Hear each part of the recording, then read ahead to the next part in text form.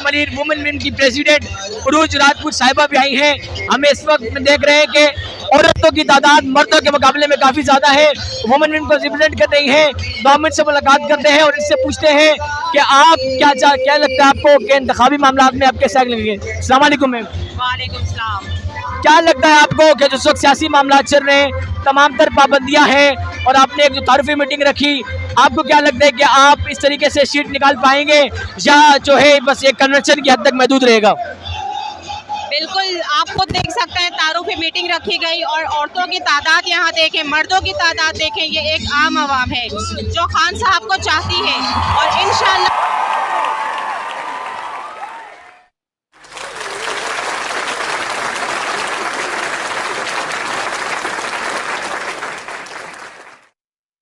कि मेरी टीम जो है वो माओ की गोद में है। तो आपको क्या लगता है कि वो खान साहब की टीम इस वक्त कामयाब हो गई है या अभी खान साहब को मजीद आगे इंतजार करना पड़ेगा इस यूथ के लिए? बिल्कुल भी नहीं। खान साहब 2018 में भी कामयाब थे, खान साहब 2024 में भी कामयाब है और इंशाअल्लाह खान साहब अगले आने वाले हर इलेक्शन में कामयाब होंगे। बहुत बहुत शुक्रिया मैम आपका, आपने अपनी मसरूफियात से हमें टाइम दिया। हम आपके लिए दुआगो हैं कि परवरदिगार आलम आपकी हिफाजत करें और आप इसी तरह वुमेन विंग की जो है खिदमत करें और पाकिस्तान की खिदमत करें। बहुत शुक्रिया। Thank you so much. Thank you. कि इस वक्त जो जलसे में 5 असेसमेंट मिले, इब्राहिम हैदरी टाउन के GS और कराची के मेंबर जनाब राशिद नवाज अब्बासी साहब की बेटी ने इस वर्कर कन्वेंशन से तकरीर की और बिल्कुल अपने वालिद साहब की तरह अपने उनको हौसले बुलंद तकरीर की। हम मुझसे पूछते हैं कि क्या मामलात हैं, आपने किस तरीके से अपनी सियासत का आगाज़ किया और आपको क्या उम्मीद है कि पाकिस्तान तहरीक इंसाफ यहाँ से विन करेंगे नहीं? अस्सलाम वालेकुम। वालेकुम अस्सलाम। क्या लगता है आपको कि जो मामला चल रहे हैं, ये जो हालात चल रहे हैं, पाबंदियाँ चल रही हैं, इन सब पाबंदियों के बावजूद आप और आपके वालिद साहब जो मेहनत कर रहे हैं खान साहब के साथ, उनकी बेशुमार कुर्बानियाँ हैं, क्या आप ये सीट निकाल पाएंगी या महज ये जलसों तक महदूद रहेगा? मैं इससे पहले बिस्मिल्लाहिर्रहमानिर्रहीम अस्सलाम वालेकुम। सबसे पहले मैं ये बताना चाहती हूँ कि लास्ट ईयर मैंने खुद सियासत में कदम रखा और मैं मलीर टाउन की वाइस प्रेसिडेंट भी रह चुकी हूँ और मैं ये समझती हूँ कि इस टाइम जो वक्त है ये हक और बातिल की जंग का वक्त है। इस टाइम ये सियासी काम नहीं चल रहा क्योंकि सियासत में सबको लेवल प्लेइंग फील्ड दी जाती है। इस वक्त PTI के पास कोई लेवल प्लेइंग फील्ड नहीं है। इस वक्त सिर्फ और सिर्फ PTI को दीवार से लगाने की कोशिश की जा रही है और खान साहब ने हमारे लिए, हमारे बेहतर मुस्तकबिल के लिए अपने बच्चों को छोड़ा है और मैं इस चीज़ पे फ़ख्र महसूस करती हूँ कि आज से 13 साल पहले खान साहब ने जब कहा था कि मेरे वोटर्स अभी छोटे हैं तो मैं उन वोटर्स में से हूँ। अब जैसा कि हम सब पूरी कौम जानती है कि यहाँ रात की तारीकी में फैसले होते हैं। 9 अप्रैल के बाद कुछ अर्सा पहले अब रात की तारीकी में आपसे बल्ले का निशान जब्त किया गया। अब आप क्या कहते हैं कि आपके हाथ में जो रैकेट है इस पर आप इंतखाबात विन कर पाएंगी या नहीं विन कर पाएंगी? और जो रातों की तारीकी में फैसला होता है उसके बारे में क्या कहते हैं आप? जो रात की तारीकी में फैसले होते हैं, हम ये सब ये जानते हैं कि ये महफूज फैसले किन की तरफ से आते हैं, उन्हीं की तरफ से आते हैं जिन्होंने लंदन से बुलाया, उनके हैंडलर्स, उनके सिलेक्टर्स। और जहाँ तक बात है इस रैकेट की, तो ये पूरी पाकिस्तान को पता है कि हमारा इंतखाबी निशान बल्ला नहीं, हमारा इंतखाबी निशान इमरान खान है। और अगर इमरान खान का इंतखाबी निशान या इमरान खान अगर टिकट किसी खंबे को भी देता तो ये कौम उसको भी वोट देती। और अब इंशाअल्लाह ये कौम इस रैकेट को, घड़ियाल को और कैटल को कामयाब करेगी और उसके साथ अपने खान साहब को वापस लेकर आएगी। जैसा कि खान साहब तकरीबन 6 माह से अडियाला जेल में, तो क्या ऐसा तो नहीं कि खान साहब के जेल में जाने के साथ जो खान ने नजरिया दिया, जो शऊर दिया, वो भी जेल में चला गया है? ऐसा तो नहीं है या ऐसा है? आपको इस जलसा को देखकर ऐसा महसूस हो रहा है कि खान का नजरिया जेल में बंद हो चुका है? मैं तो देख रहा हूँ कि मुझे जिस तरीके से बताया गया कि ये एक तारुफी मीटिंग है और ये एक जलसे की सूरत इख्तियार की गई है, मुझे तो नहीं लगता। लेकिन आप क्या कहती हैं, आपका क्या नजरिया है कि ये एक जो है खान का नजरिया दफन तो नहीं हो गया जेल में जाने के बाद? बिल्कुल भी नहीं। खान ने इस आवाम को शऊर दिया है और शऊर कभी भी दफन नहीं हो सकता। खान का शऊर इस कौम की हर यूथ, इस कौम की यूथ खान के शऊर के बारे में बात कर रही है। यहाँ जलसे में मौजूद हर बंदा इस चीज़ की अक्कासी कर रहा है कि खान साहब का शऊर अब नस्लों तक फैल चुका है। खान साहब ने हमारे लिए इतनी कुर्बानियाँ दी हैं और अब इंशाल्लाह ये कौम खान साहब के विजन के साथ खड़े होकर अपने राइट्स के लिए खुद फाइट करेगी। बहुत बहुत शुक्रिया। हम आपकी दुआ करते हैं कि आप अपने वालिद साहब की तरह इसी तरीके से खान साहब के लिए, खान साहब की तहरीक के लिए मेहनत करें और अपने वालिद साहब जिस तरह उनका एक जो है सियासी किरदार है, अल्लाह पाक आपको वैसा किरदार अदा करे। शुक्रिया। Thank you so much. पत्थर उसका जवाब होगा। जनाबे वाला, बात शुरू हुई 1992 के उस वर्ल्ड कप से, जब कहा गया कि सामने वाली टीम मजबूत है, इससे वर्ल्ड कप नहीं जीत सकोगे। मेरे और आपके कप्तान इमरान अहमद खान नियाजी ने हमें वर्ल्ड कप जीत के दिखाया। उसके बाद जब शौकत खानम की बारी आई तो मुखालिफिन का कहना था कि पाकिस्तान जैसे मुल्क में शौकत खानम जैसा अस्पताल नहीं बनाया जा सकता। आज तारीख गवाह है कि मेरे कप्तान ने शौकत खानम बनाकर दिखाया। मुखालिफिन ने इतना भी कहा था कि इमरान खान तुम्हें वजीर आजम की शेरवानी का एक बटन नहीं देंगे। मेरे कप्तान ने वजीर आजम की शेरवानी पहनकर दिखाई। जब कहा गया कि जब इमरान खान को इक़्तिदार से निकालेंगे तो इसके साथ खड़े होने वाला कोई नहीं होगा।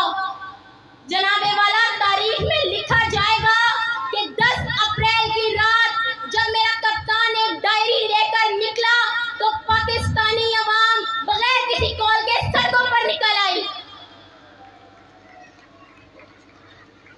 फिर मुखालिफिन को लगा कि अगर गोलियां मारकर डरा देंगे तो कप्तान रुक जाएगा, झुक जाएगा, पीछे हट जाएगा। लेकिन वो मेरा और आपका कप्तान इमरान अहमद खान नियाजी था, जो गोलियां लगने के बावजूद इस्लामाबाद जलसे में अपनी आवाम के दरमियान आया। उसके बाद अगर बात की जाए 9 मई की मुजम्मत की, तो मैं समझती हूँ कि मुझ समेत इस जलसागाह में मौजूद एक फर्द 9 मई की मुजम्मत करता है। 9 मई एक स्याह-तरीन दिन था। उस दिन मेरे और आपके कप्तान को गिरबान से पकड़ा गया, उसे घसीट करने जाया गया। और ये कौम हमारे कप्तान के गिरबान पर आने वाला हर हाथ हमारे गिरबान पर आने वाला हर हाथ है, और अपने गिरबान पर आने वाले हर हाथ को हम तोड़कर रख देंगे। हम अमन चाहते हैं मगर जुल्म के खिलाफ अगर जंग लाजिम है तो फिर जंग ही सही।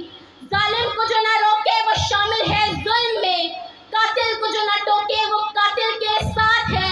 हम उठ खड़े हुए हैं कि हक फतायाब हो, कह दो उससे जो लश्करे बातिल के साथ है। इस ढंग पे है जोर तो फिर ये ढंग ही सही, अगर जंग लाजिम है तो फिर जंग ही सही।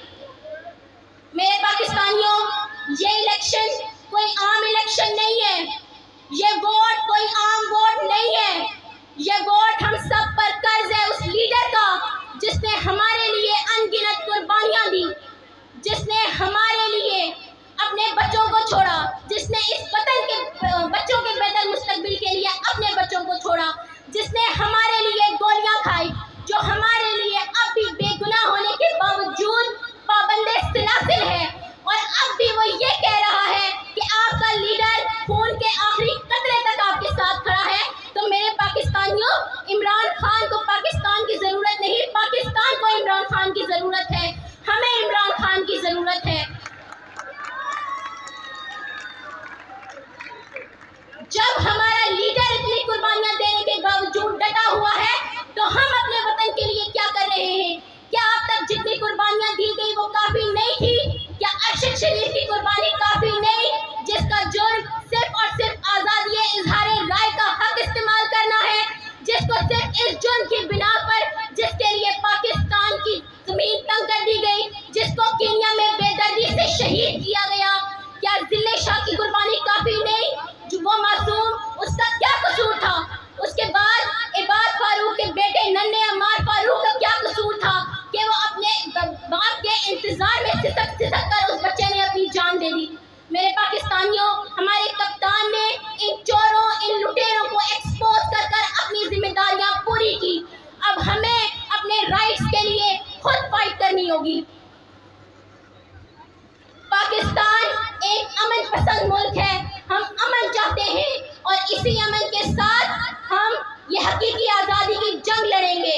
ये दो पार्टियां जो कई दिहाइयों से इस मुल्क के ऊपर मुसल्लत हैं, जिनका महज मकसद इस मुल्क को लूटना, इस मुल्क की आवाम को लूटना, इनके टैक्सेस पर बाहर जाकर अपनी प्रॉपर्टीज बनाना और इन पर अयाशियां करना है।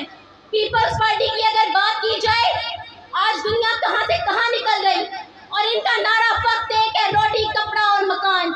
जिन लोगों को इन्होंने रोटी कपड़ा और मकान के लारे के पीछे लगाए रखा, उनके टैक्सेस पर बाहर बैठकर ये लोग अय्याशियां करते हैं।